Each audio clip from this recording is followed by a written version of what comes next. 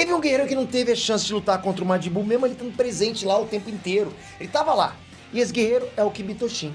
Será que ele seria capaz de derrotar o Majin Buu?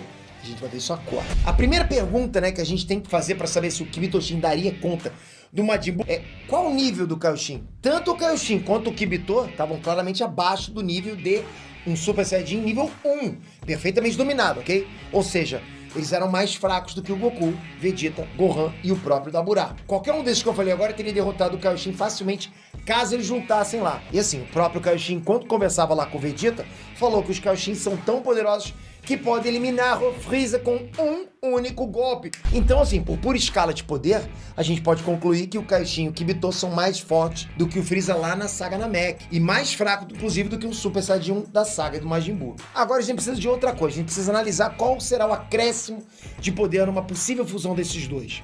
E talvez a gente possa até concluir isso baseado no Vegito e no Gotenks. Eu tenho bastante convicção, galera, de que o Goten e o Trunks estão no máximo no nível do Freeza na saga Namek. Então, em escala de poder, o Kibitoshin é mais forte do que o Gotenks, só que é menos forte do que o Vegito. Tipo, tá ali no meio campo, sabe? Entre os dois ali, tá? Outros dois na extremidade ali. Pra mim, o fato do Vegito ter a voz duplicada lá e o Kibitoshin não, mostra que o Kibitoshin é uma fusão perfeita. Então, a minha conclusão é de que o Kibitoshin estava numa escala de poder realmente alta, chegando a ser até mais poderoso do que o Gotenks, mas ainda assim abaixo do nível do Vegito. Então, baseado nisso, eu diria que sim, o Kibitoshin estava no nível bem equilibrado com o Majin Buu, talvez um pouco acima, mas realmente a diferença entre eles não deveria ser nada assim tão grande a ponto de conseguir concluir sem pensar duas vezes. Tanto que depois que ele se fundiu, ele próprio chamou o Goku para que eles depois lutassem juntos contra o Majin Buu. Ele não fez isso à toa, galera. Ele fez isso porque sentiu quão forte ele tinha ficado.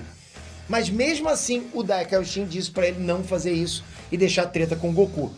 Então eu realmente tendo a acreditar que o Kibitoshin era tão poderoso quanto a forma base do Majin Buu, mas não a ponto de se igualar ao Majin Buu depois de ter absorvido o Gotenks.